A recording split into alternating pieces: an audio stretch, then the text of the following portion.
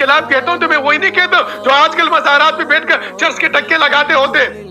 یہ روحانی طریقہ کوئی تعویذ گیری نہیں ہے. قرآن تعویذ گیری کے واسطے نہیں آیا ہے.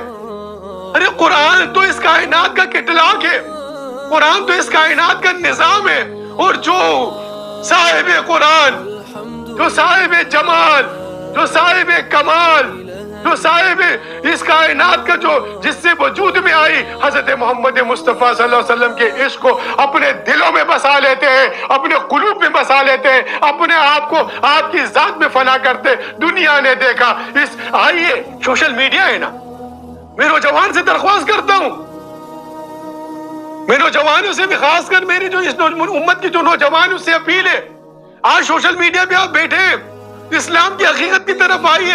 یعنی اسلام تو مردوں تو زندوں مردوں کو بھی تعظیم دے رہا ہے.